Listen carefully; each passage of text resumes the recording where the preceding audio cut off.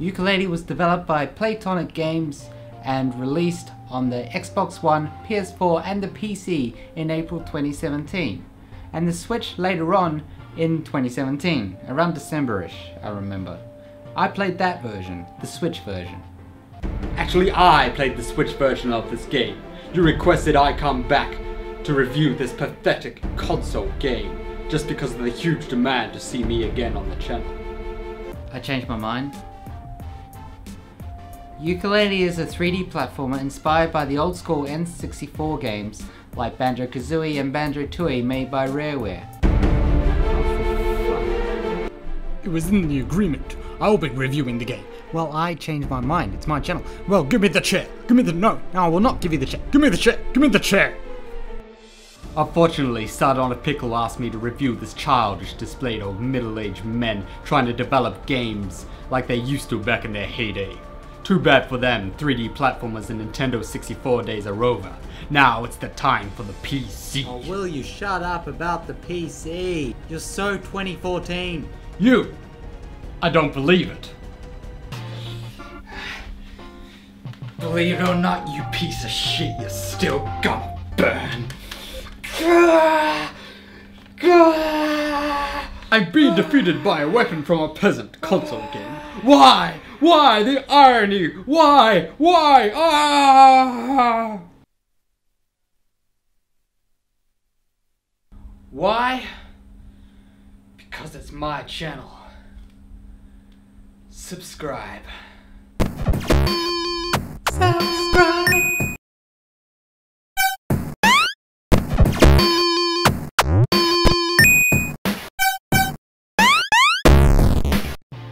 It all began with the Kickstarter campaign back in 2015, made by Tonic Games, who are comprised of old Rareware developers from back in the 90s. I'm sure they were alive as well in the 80s. So was I. So was he. He was born in the 80s. They created games such as Jet Force Gemini, Digger T Rock, Snake Rattle and Roll, and also they created great games like BanjoKazooie. People like BanjoKazooie a lot, including me, so they decided to make Banjo 3E after Banjo 2E. But Microsoft, big bad Microsoft, came along and said, "Hey, I got some money for you. I pay you to come to me and I destroy you." And Rareware goes, "Oh, that sounds good." And then they went to Microsoft and we thought, hey, that means, hey, we're gonna get Banjo 3 in Xbox graphics. Woohoo! Then nuts and bolts came out and oh dear. So they created a Kickstarter campaign. 10 people-ish in a development team created a Kickstarter campaign to bring back that style game, BanjoKazooie, back.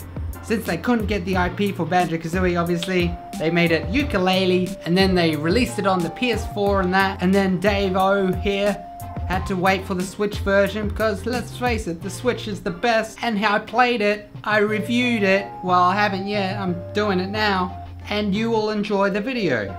And you enjoy your life afterwards. And everything's fine. Little birdies everywhere, sunshine, rainbows. Story takes place back in old 1935 when capitalism was king. And communism was the jester. So communists, Yooka and Laylee, go after big bad capital B, spelled B. And he's a bee who wants to take all the books and make money off them. So communism goes, I want my pages back. So there we go. So basically Yooka and Laylee set off to get pages from the book that he stole to make money out of. That's the game. So you collect pages instead of jiggies. They're the main collectible. It's a collectathon, guys. They're back. Collectathons are back and better than ever. In my opinion, I love collectathons. If you don't, well, what's wrong with you? Seriously, stop playing games. You don't deserve them. Put it down, put it down, put it down. Stop playing games. Oh, it's a collectathon. There's too many things to collect. Well, at least you got content, alright?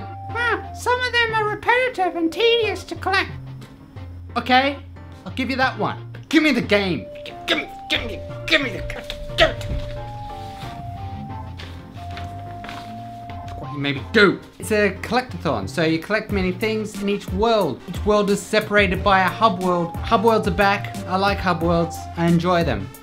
They are good to talk to at parties. Hey, how's it going, hub world? Good, Pickle. That's great.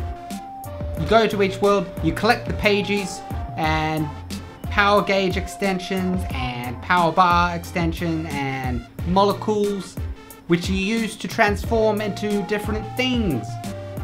Depending on the world you're in, you turn into that thing that kind of works with the theme of that world. So, David, explain. Allow me to. Stop interrupting. You turn into a helicopter in a casino. That makes sense. Why, David? Helicopters are for rich people. And without these transformations, you can't get all the pages in the world. You need them if you're one of those weird completionist people. A sort of original, it is an original thing, they came up with is expanding the world. So you've got the non-expanded world version of the world, which has limited amount of pages. But if you have enough pages, you can expand that world to make it bigger and open up many more pages for you to collect and many more little mini games for you to be frustrated over. Like the inept robot boss fight. You can go Rextro's arcade games are in each world. Each world has a different arcade game and you have to beat his high score in order to get a pagey. Then you have to beat that high score again to get another pagey. It's really annoying when you have to play an annoying game again and again. But some of the things Rextro says to Laylee, this banter that they have, is funny. Like, he's like, and Laylee's like, and he's like, Most people have a problem with the annoying noises characters make when they talk. That's what you get for buying this game.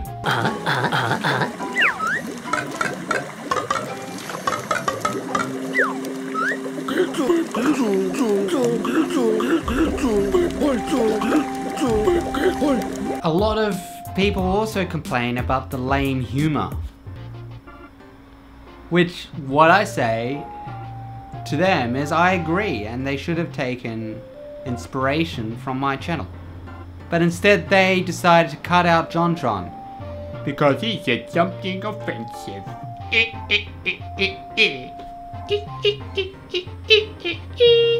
You just took out a huge thing that people were looking forward to buying this game for. Decisions! Great decisions! Hey! Finding things wasn't necessarily difficult because there's a thing called a Tonic Lady. She's a vending machine thing that gives out tonics, which are like perks that help you out in the game. For example, she gives you a tonic for an extra health bar, or a tonic for an extra power extension, or there's also a tonic so a sound plays whenever you're next to an important item like a quill or a pagey or something like that. So it made finding that last quill a little more bearable. So they did something right. Yes! Shovel Knight's in it! Why? Who cares? By far my favorite character in the game is Trouser. Like everybody else according to the internet, everyone likes Trouser. I like Trouser too. He's pretty cool. He's a cool snake. Kind of reminds me of me when I had my business selling moves and abilities for quills. Because that's what he does in the game. He sells moves for quills. And he's funny. Music isn't Grant Kirkhope's best, but it's fun, it's enjoyable, I liked it.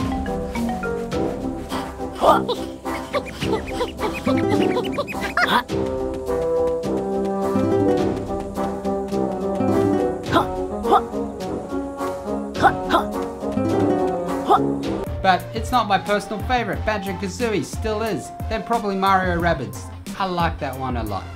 But Yooka Laylee, it's more at the bottom of the list. It's down. It's down here somewhere. It's down. This is the top. This is the top. This is the top. It's more down here. And so that's. There is a multiplayer aspect to it, and I think it's just doing retro arcade games with someone else. But that's for weird people with friends. The controls are well defined and comfortable. They work. I like doing the roly-poly move. I like that a lot. In conclusion, I think the game is good. I think it was a good spiritual successor to Banjo-Tooie and Banjo-Kazooie. And those kind of games, those kind of 3D platformers that had the lame fourth wall breaking sense of humor and just good fun. Games that didn't take themselves too seriously like a lot of these brooding games do these days. I just wonder what it would be like inside the heads of a Call of Duty disc. You'd be like, oh, Call of Duty, I'm not very happy. Life is serious and you gotta be as realistic as possible. And then there's a Banjo-Kazooie game coming over and he's like, you're right, it's not that great. It's just...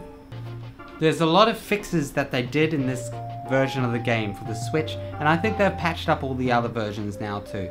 I didn't play until the Switch version because I wanted to wait until it was patched up and ready to go. They shouldn't have released it when they did on the PS4 and Xbox, but everybody was pressuring them to. So, and then they complained that it wasn't ready and it had so many broken things to it.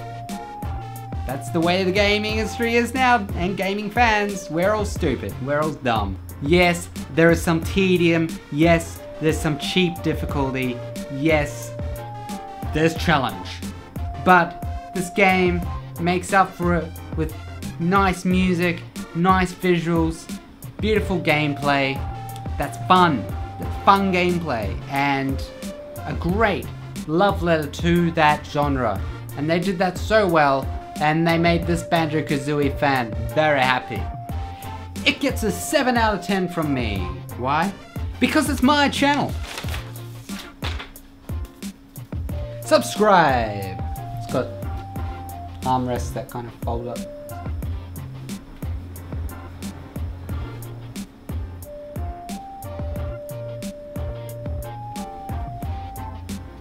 Good morning.